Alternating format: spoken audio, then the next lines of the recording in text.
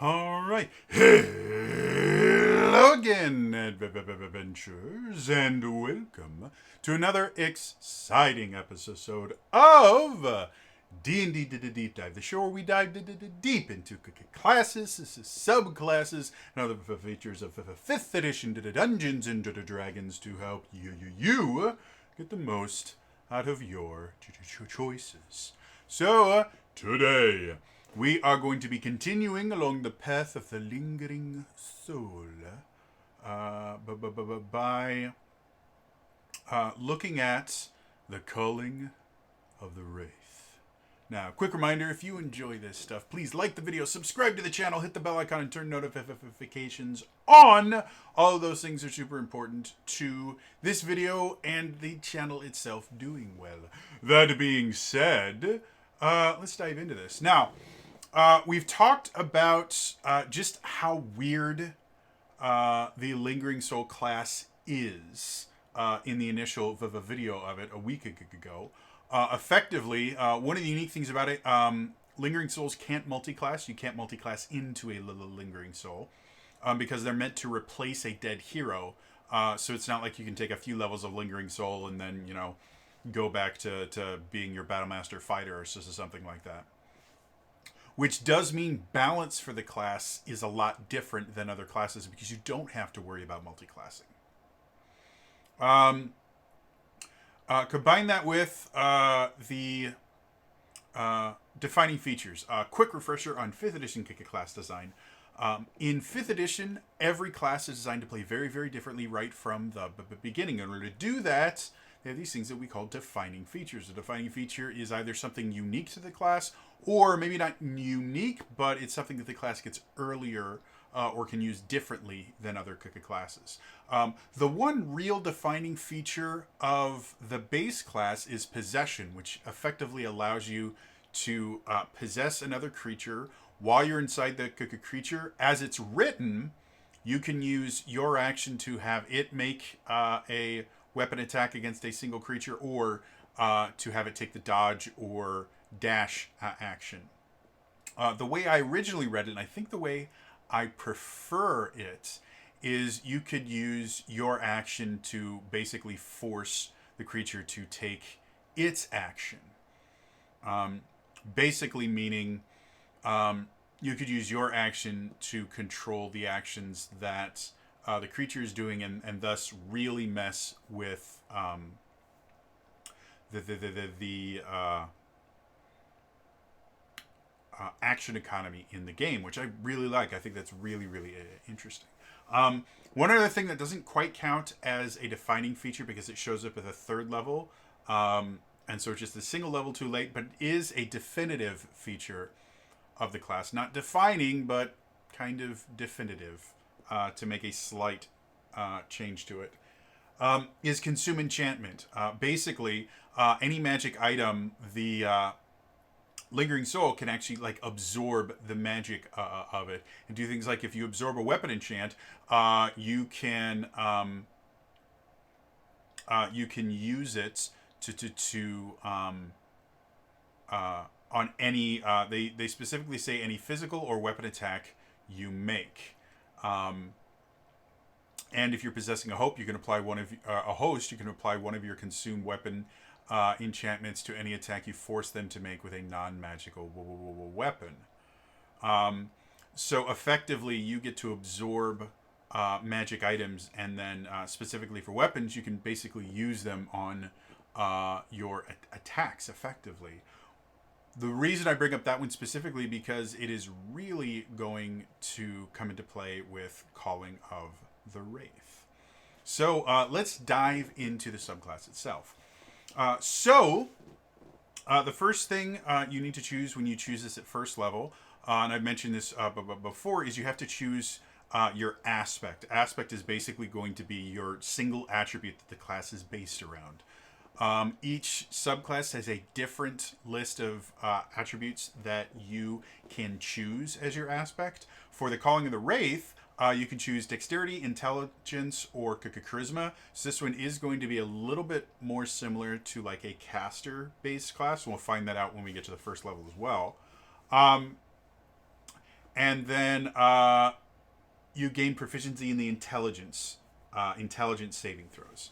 That was another thing that I kind of missed when I did the base class. Is the base class only gives you a single saving throw.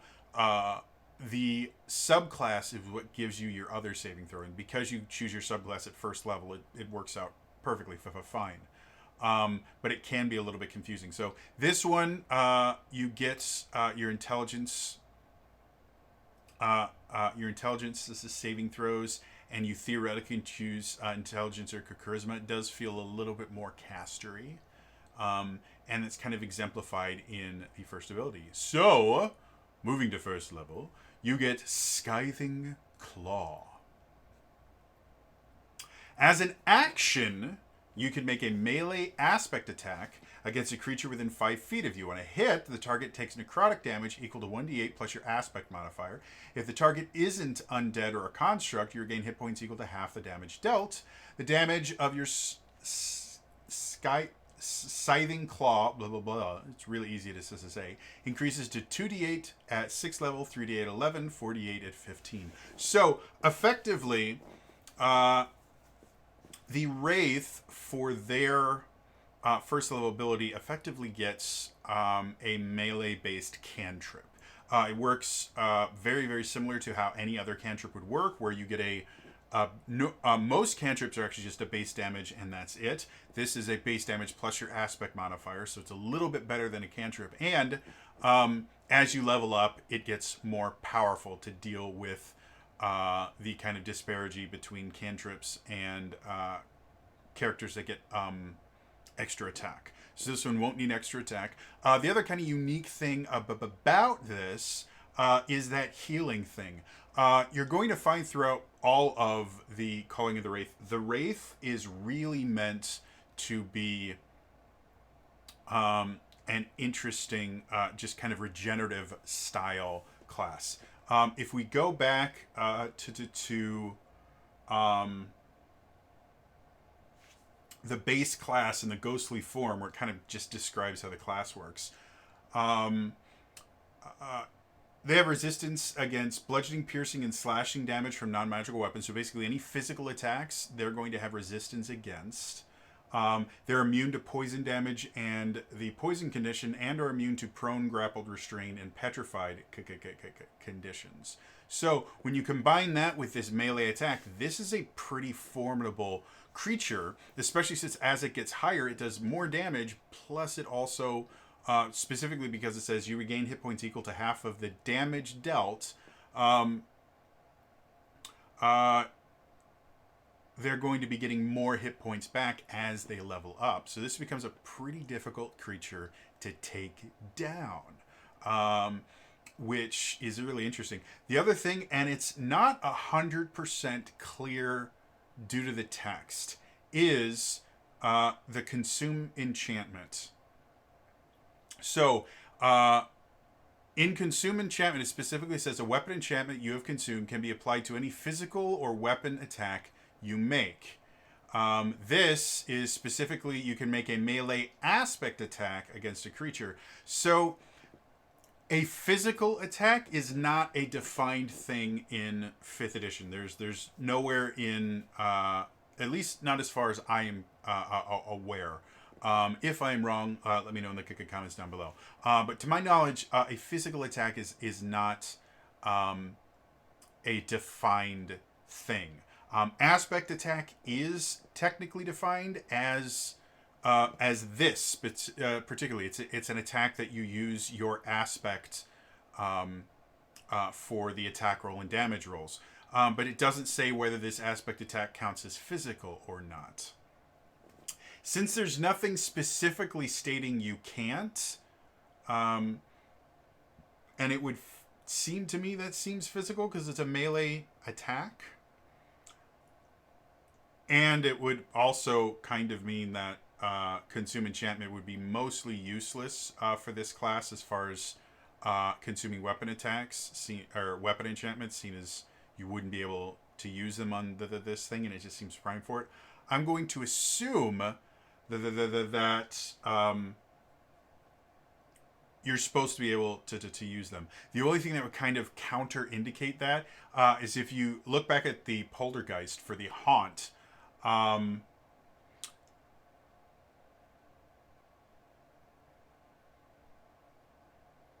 It actually doesn't say anything for the Haunt either, does it? No, it doesn't say anything with Haunt. So I guess, you know, again, if we're assuming that Haunt works with it, we would have to assume that Scything Claw works with it as well. The reason I bring that up is because this can massively change just how much healing this creature gets simply by giving having them absorb um, magic items that give them bonuses to damage in some way. Obviously, you know, your +1, +2, +3 weapons give you a bonus to damage, but that's really because it's only half the damage dealt. So unless you have a +2 or a +3, you're only adding one additional hit point for that. But if you get something like a Flame Tongue blade or a Frostbrand blade where it does additional damage per hit and add that onto Scything Claw, well, that starts becoming a much bigger deal. It also means if you get critical hits with this, that's also a pretty big deal. And then combining it with feats that I'm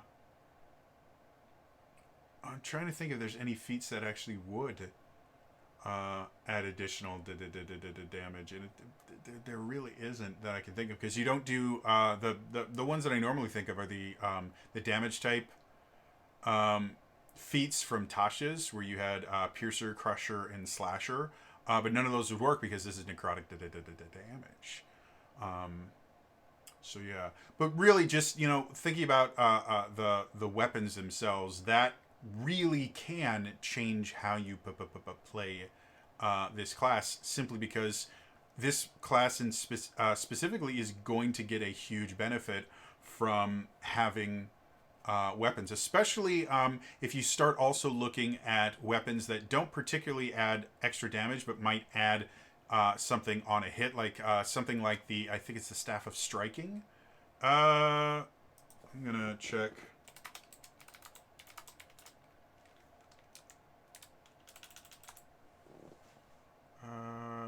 There we go, Staff of Striking.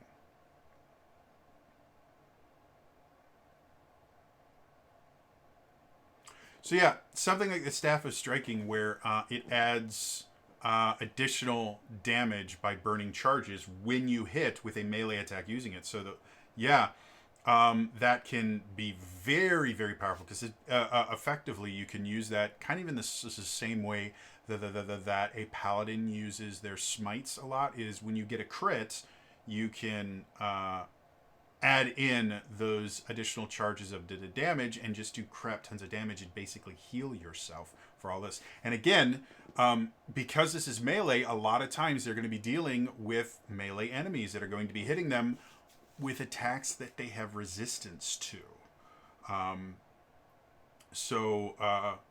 Yeah, overall, this turns us into a really, really kind of powerful frontline fighter, because they can heal themselves without too much difficulty. So yeah, going forward at 6th level, you get Shadow of the Grave. Your ghostly form no longer emits a cold, dim light out in a 5-foot radius. You gain dark vision out to 60 feet, as well as resistance to cold and necrotic damage, but also have disadvantage on attack rolls and wisdom perception checks that rely on sight while in direct sunlight. While possessing a host, you can choose to impart them with the benefits of this feature, but in doing so also impart the penalties while in direct sunlight. So there's a lot to deal with here. First of all, the base version, you kind of glow and you give off light in a 5-foot radius. So stealth is not your forte. This one, you lose that. So you no longer glow. And you have more resistances. You have resistance to cold and necrotic damage. So more things that are going to do half damage to you, and you gain dark vision. But the second thing is probably the most interesting. I'm not sure if this was the intention of it, but because of the way it's phrased, it sounds like this. It kind of sounds like, well, if you wanted to, you could possess one of your friends and then you give them dark vision, then resistance to cold and necrotic damage. That's really, really useful. Again, possession is not limited to enemies. You can possess your allies, and the next subclass we're going to be dealing with is built around possessing your allies versus your enemies. So I think that's what this was, is like, oh, well, this is a cool way to kind of aid an ally that doesn't have dark vision, or to make them a little more resilient. But you can go the exact opposite direction by, if you are fighting in sunlight, because you're going to already have the disadvantage, if you were to possess an enemy and then give them this, well, cold and necrotic damage are not super, super prevalent damage types that your party wouldn't be able to get around. Most spellcasters that can cast a spell that does cold damage also has other spells at their disposal that do different damage. And necrotic damage tends to be limited to a few necromancy-based spells that do a ton of damage. But it's not a massively used damage type like a lot of the elemental damages that just show up over and over and over again. So if you were to possess an enemy and give them this, well, the dark vision is going to be useless to them. The cold and necrotic resistance, again, isn't going to be a huge deal if your party is aware of what you're doing. But giving them disadvantage on attack rolls and perception checks that rely on sight while in direct sunlight, that's a really big deal. Because you have basically, by possessing them, you have effectively given them a disadvantage as long as they're in direct sunlight. And if you're in an area where you're just everything sunlight, that's a really big deal and can definitely cause issues. Yeah, like there's a couple different ways that you can use this that I think are really, really interesting. Again, the big choice that you have when you're playing the Lingering Soul is, do I want to possess or do I want to use my subclass attacks? Because the base class itself is really built around possession. There's not a whole lot in the base class that allows you to do much outside of possessing a creature. Your subclass is going to give you all of your choices when you're not possessing a creature. And so when you do possess a creature, especially if you do the kind of modification I did where it's an action economy thing, yeah, you can control the action economy and stuff like that. Or you can actually be out in combat, slashing and attacking and doing things. And there's going to be certain situations where it's more beneficial for you to be possessing creatures. And there's going to be certain situations where it's going to be more beneficial where you're not possessing creatures. So yeah. Moving along to 11th level, you get Aura of Midnight. Your icy presence extinguishes any natural open flames within 30 feet of you. While in dim light or darkness, you can take the hide action as a bonus action. Whenever a living creature in dim light or darkness dies within 30 feet of you, you gain temporary hit points equal to 1d8 plus your aspect modifier. This aura remains while possessing a host. At 15th level, the amount of temporary hit points gained increases to 2d8 plus your aspect modifier. So this is another kind of survival based thing where even when you are possessing a host, as long as you're in dim light or darkness, you are going to be able to get temporary hit points that are going to shield you against the damage. And if you deal with Scything Claw, you'll get these temporary hit points basically anytime you down a creature. And then you're also getting hit points from healing from Scything Claw. Or if you're possessing a creature, you're not getting your hit points from Scything Claw, but you also have, you take half damage from all damage sources because you're inside the creature. So again, a lot of different things that you can do. And again, the Wraith is designed to just be very, very tough to kill effectively. Finally, upon reaching 15th level, you learn Create Specter. As an action, you can target a humanoid corpse within 10 feet that has been dead for no longer than 1 minute and died violently.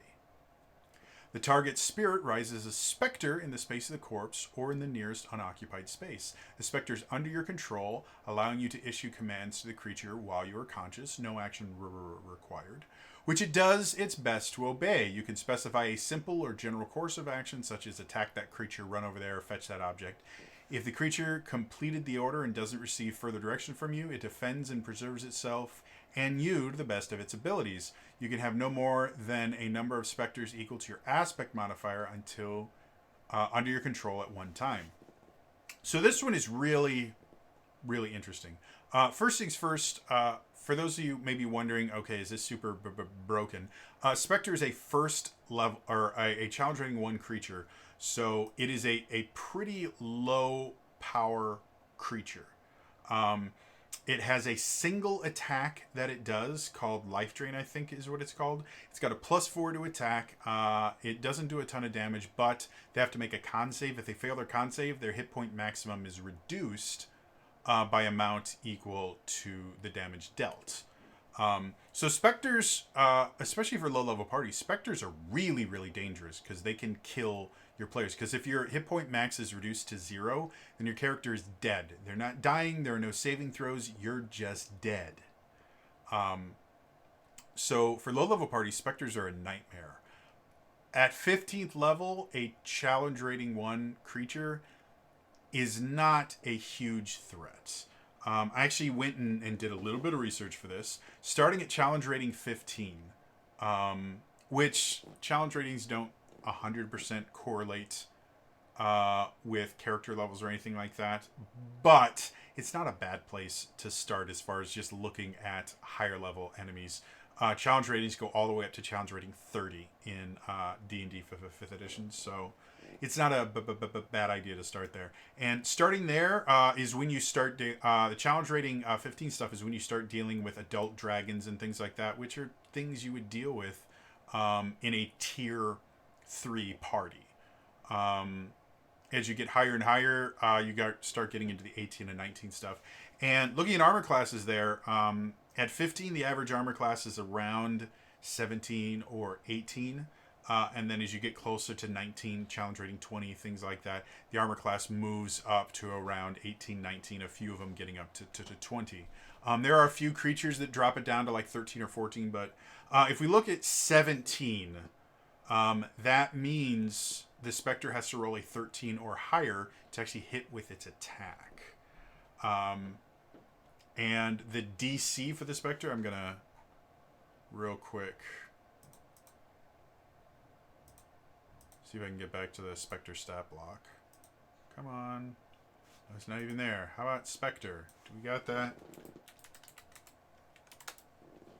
There we go. I don't know why I closed that page. And it's a DC 10 con save, so it's not a huge thing, especially for higher level monsters. They're really not going to be failing their con save very much. The damage that it does when it does hit is 3d6 necrotic damage, which is actually a decent amount for 15th level.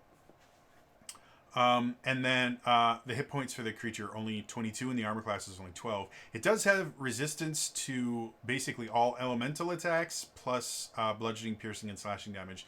So effectively, you consider that 22 hit points, you could effectively consider it a 44, because most of the attacks that go up against it, it's going to have... Thank you, phone.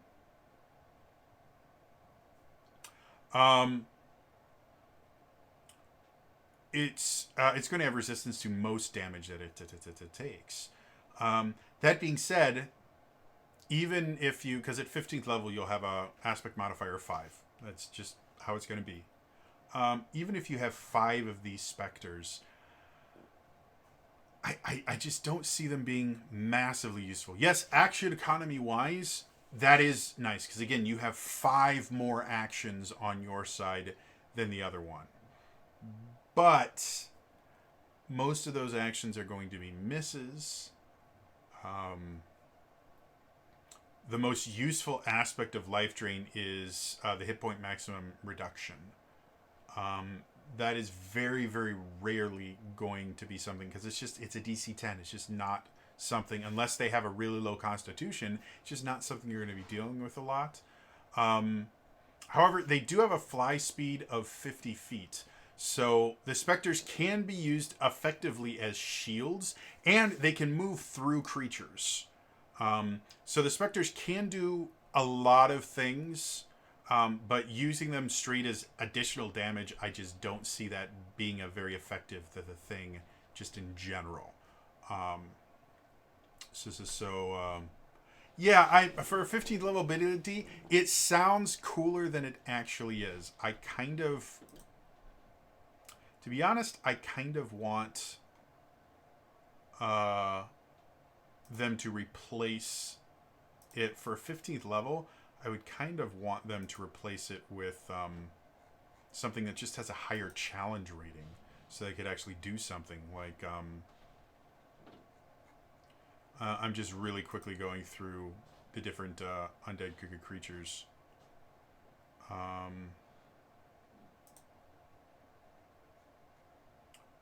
So maybe ghasts aren't that great. Maybe even giving them a poltergeist, which is a challenge rating 2 creature, just because it does a little bit more stuff that, it just can do a little bit more, or maybe even going up to challenge rating 3. And something like a Phantom Warrior from Curse of Strahd would just, again, it's a +5 to hit instead of a +4, and has other things, just something more than a challenge rating 1 creature, because just I just don't see it being very useful, other than, again, if you think of it more in a control aspect, then there's a lot you can do with it. But with it being a 15th level of ability, I guess the one big benefit is, while you're possessing a creature, your Specters can be doing whatever you want them to be doing. And you can command them with no actions. So there's a lot you can do with them. Yeah, that would be something I would really need to see played, but played by a really creative player. Because just using this from a pure DPS standpoint, it's a wasted ability. But if you look at it beyond just what you can do with damage, I think there's some potential there, but it's not something I can kind of theory craft. I would need to physically see it played on the board.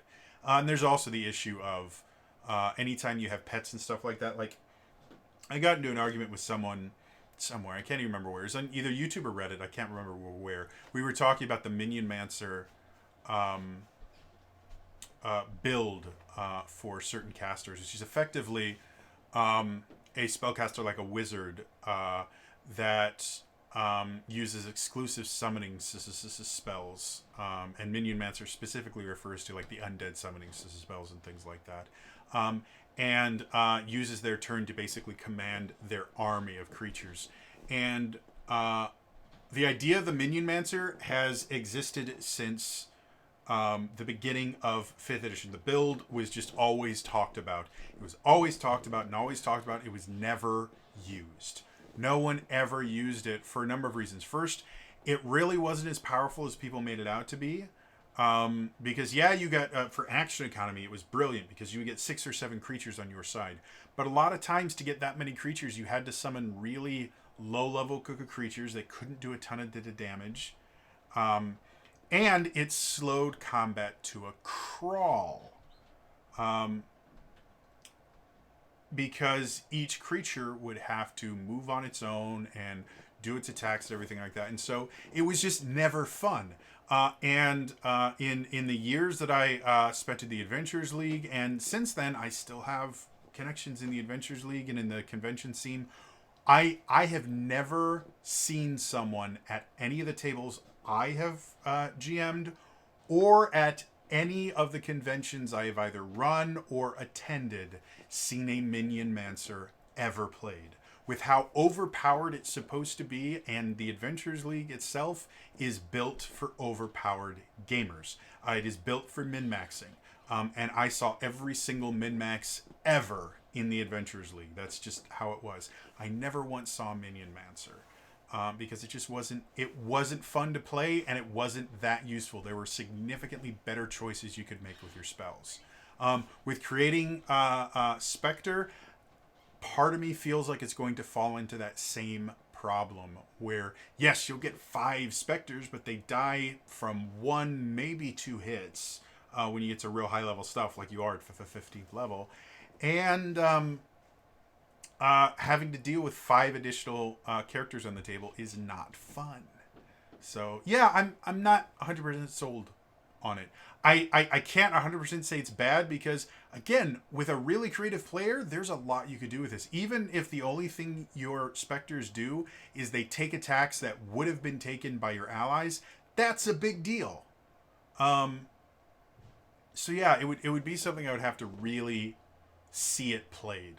But the fact that Specters can travel through other creatures in that does, and they have a 50-foot flying speed, does mean that they could be used as not human shields, but Specter shields, really, really well, because they could get to anywhere on the map without having to worry about enemies blocking paths or anything like that. Like, they literally can go anywhere they want. So yeah, it's interesting. So anyway, final thoughts. Overall, the Calling of the Wraith is really interesting.